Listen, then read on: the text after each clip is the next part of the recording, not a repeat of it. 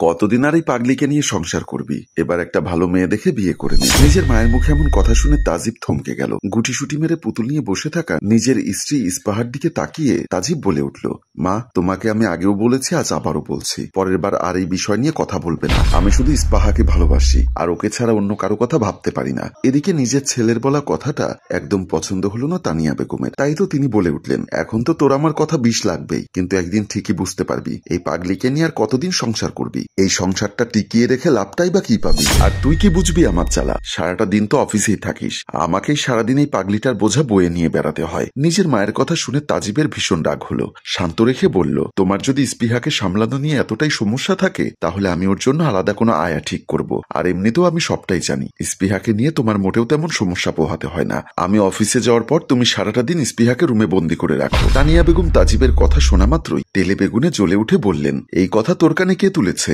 নিশ্চয়ই পাগলিটা এজন্যই বলে, যাতে মাতাল তালে ঠিক। বেশ করি, ঘরে বন্দি করে রাখি। তোর পাগলের সাথে সংসার করার শখ তুই কর, আমি কেন ওর জ্বালা সহ্য করব? এসব পাগলের কোনো বিশ্বাস আছে নাকি? কোন দিন জানি আমার উপর আক্রমণ করে বসে। আজ অব্দি কখনো কি ইস্পাহা তোমার উপর আক্রমণ করেছে মা? তাহলে এসব কথা উঠছে কেন? তানিয়া বেগম আর কিছু বলবেন এমন সময় হঠাৎ করে ইস্পাহা দাঁড়িয়ে, বন্ধু, তুমি এসো আমার সাথে, আমার পুতুলের না আজকে বিয়ে দিব।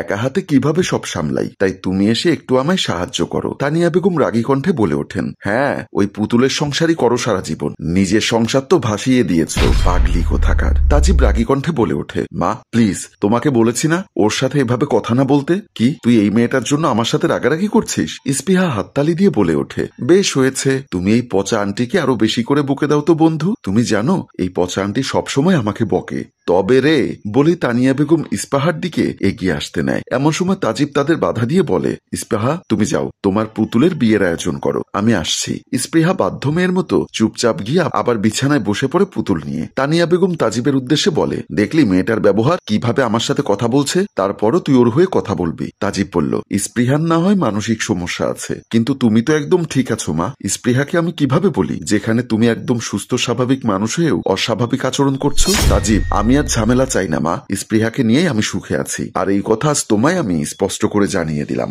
আশা করি এরপর আর কখনো তুমি আমার দ্বিতীয় বিয়ে নিয়ে কোনো কথা তুলবে না। বলে তাজিব এগিয়ে গিয়ে ইস্পৃহার সাথে বসে পড়ে। তাজিব স্ত্রীর খেলার সঙ্গী হয়। একটু দূর থেকে এই দৃশ্য দেখে তানিয়া বেগমের গায়ে যেন ফোসকা পড়ে। তিনি দাঁত কড়মড় করতে করতে নিজের রুমে চলে যান। অতঃপর নিজের মেয়ে তোহাকে ফোন করেন। কিছু সময় পর তোহা ফোনটা রিসিভ করেই বলে, হ্যাঁ মা বলো, কি খবর? ভাইয়াকে দ্বিতীয় বিয়েতে রাজি করাতে পারলে? তানিয়া বেগম কাঁদো কাঁদো স্বরে বললেন, বাদ দে তোর ভাইয়ার কথা, যে নিজের ভালো বোঝে না তাকে আমি কি বোঝাবো? তুই আমাকে এখান থেকে তোর বাসায় নিয়ে চল, না হলে এই পাগলির সাথে থাকতে থাকতে আমিও না পাগল হয়ে যাই। উফ মা, একটু ধৈর্য ধরো, এত অধৈর্য হলে চলবে না। ওই পাগলিকে ভাইয়ার জীবন থেকে তাড়াতেই হবে, না হলে তো আমাদের সংসারে শান্তি আসবে না। শান্তি আর কিভাবে আসবে? কত শখ করে ছেলের বিয়ে দিয়েছিলাম, কত ইচ্ছা ছিল বছর ঘুরতে নাতি নাতনির মুখ দেখবো, শেষ বয়সে একটু বউয়ের হাতে সেবা টেবা পাবো, সে আর হলো কই? বিয়ের বছর ঘুরতে না ঘুরতে আমার ছেলের বউ অ্যাক্সিডেন্ট করে মানসিক ভারসাম্য হারিয়ে পাগলি হয়ে গেল। এখন সেবা পাওয়া তো দূরের কথা, তার সেবা করতে করতে আমার জীবন উষ্ঠাগত। সেটাই মা, তোমার কষ্টটা আমি বুঝতে পারছি।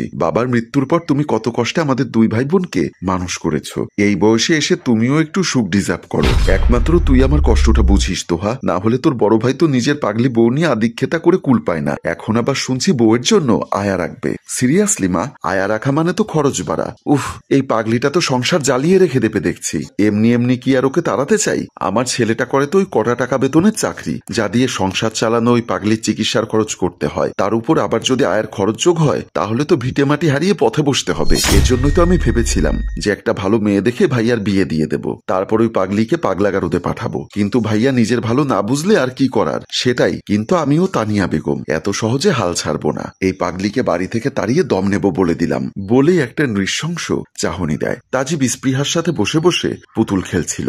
স্পৃহা আজ অনেক খুশি, কারণ তার প্রিয় পুতুলের বিয়ে হচ্ছে। তাজিব অপলোকে তাকিয়ে স্পৃহার বাচ্চামিগুলো দেখছে। স্পৃহা তার মেয়ে পুতুলকে বলছে, এই মেয়ে, কবুল বল, কবুল না বললে কিন্তু তোকে অনেক মারবো আমি, কবুল বল। কথাগুলো শোনা মাত্রই তাজিব হঠাৎ করে তার হাত মুষ্টিবদ্ধ করে নেয়। অতীতের কিছু বাজে স্মৃতি তার মানসপটে ভেসে ওঠে, তাই সে অস্বাভাবিক ঘামতে শুরু করে ও জোরে শ্বাস নিতে থাকে। স্পৃহা খেলার মাঝেই সেটা খেয়াল করে বলে, কি হয়েছে বন্ধু, তোমায় এমন লাগছে কেন? তাজিব হাত দিয়ে নিজের কিছুটা ঘাম মুছে নিয়ে বলে, কিছু না। তারপর সে স্পৃহাকে উদ্দেশ্য করে বলে, শোনো বন্ধু, তুমি না গুডগার্ল, তাই আমার একটা কথা মন দিয়ে শোনো। মায়ের সাথে আর কখনো খারাপ ব্যবহার করবে না, আর তাকে পচা আন্টি বলে ডাকবে না, মা বলে ডাকবে। এসব ব্যাড ব্যাড ম্যানার্স, বুঝলে? স্পৃহা মাথা নাড়িয়ে বলে। কিন্তু আমি ওনাকে মা বলে ডাকলে উনি রেগে যান। এর আগে একদিন আমায় মারতেও এসেছিল, জানো? সেই সময় আমার খুব ভয় হচ্ছিল, মনে হয়েছিল আমি বোধহয় মার খেয়ে আকাশের স্টার হয়ে যাব, যেভাবে আমার মম দূরাকাশের স্টার হয়ে গেছে। স্পৃহার কথাটা শোনা মাত্রই তাজিব তাকে নিজের বুকে টেনে নিয়ে বলে, একদম এসব কথা বলবে না। আমি থাকতে কেউ তোমার কোনো ক্ষতি করতে পারবে না। তোমার উপর দিয়ে কোনো বিপদকে যেতে হলে সেই বিপদকে আগে আমায় স্পর্শ করতে হবে। বলে সে স্পৃহার কপালে একটা চুমু দেয়। স্পৃহাও একটা চুমু দেয় তাজিবের কপালে, আর বলে, এখন আমার খুব ঘুম পাচ্ছে বন্ধু। সে কি, পুতুলের বিয়ে দিবে না? স্পৃহা মাথা চুলকে বলে, বিয়ে কালকে হবে, আজকে আমাকে একটা ঘুম পাড়ানি গান শোনাবে বন্ধু। তুমি শুয়ে পড়ো, আমি তোমায় ঘুম পাড়িয়ে দিচ্ছি। আচ্ছা, বলে স্পৃহা তাজিবের কোলে শুয়ে পড়ে। পরদিন তাজিব স্পৃহাকে নিয়ে বের হলো। উদ্দেশ্য ডাক্তার সারোয়ারের ক্লিনিক। বাহিরে আসতেই তাজিব যখন বাইকে উঠতে যাবে তখন স্পৃহা বেশ আটকে উঠল, ছিটকে সরে গেল কিছুটা। তাজিব দ্রুত ওকে ধরে পড়ল। কি হলো স্পৃহা, চলো তোমাকে বেড়াতে নিয়ে যাব। না, আমি ওটাতে যাব না, ওটাতে খুব ভয় করে, আমি খুব ব্যথা পেয়েছি। তাজিব বুঝতে পারলো বেচারি এখনো শখটা ভুলতে পারেনি। আসলে 6 মাস আগে এই বাইকে একদিন বিকালে ওকে নিয়ে ঘুরতে বেরিয়েছিলাম, আর তারপর একটা বেপরোয়া ট্রাকের ধাক্কায় স্পৃহা আবারও ভয় কুকড়ে উঠল।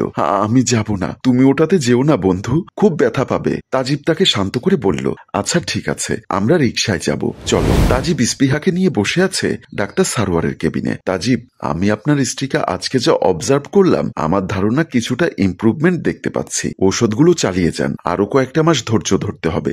আমি আপনার কথায় কতটা স্বস্তি পেয়েছি আপনাকে বলে বোঝাতে পারবো না ডাক্তার। আপনি প্লিজ আমার স্ত্রীকে সুস্থ করে তুলুন। আপনি স্ত্রীকে খুব ভালোবাসেন, এতে কোনো সন্দেহ নেই। আপনার জায়গায় অন্য কেউ হলে এতদিন এত ঝামেলা সইত কিনা জানি না। আমি দোয়া করি আপনারা সুখে থাকুন, আপনাদের যেন কারো নজর না লাগে। তাজিব বিদায় নিয়ে স্ত্রীকে ধরে কেবিন থেকে বের হলো। বাহিরে এসে স্পৃহা বলল, বন্ধু আমি কি পাগল? তাজিব এই কথায় বেশ চমকে উঠে গেল। কি বলছো? পাগল হবে কেন? তুমি তো গুড গার্ল।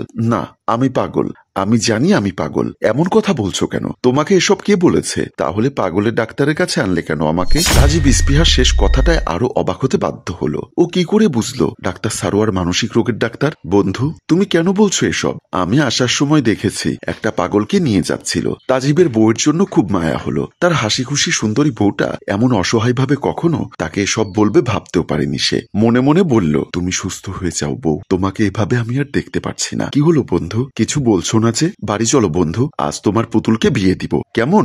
স্পৃহা খুব খুশি হয়ে গেল। সম্মানিত ভিউয়ার্স, তাদের জীবনের জন্য শুভকামনা জানিয়ে আমাদের আজকের গল্প এখানেই শেষ করলাম। গল্পটির ভাবনা ও পরিচালনায় অভি, ক্যামেরায় শিহাব ও শাকিল এবং প্রযোজনায় মঞ্জুর মোর্শেদ। ধন্যবাদ।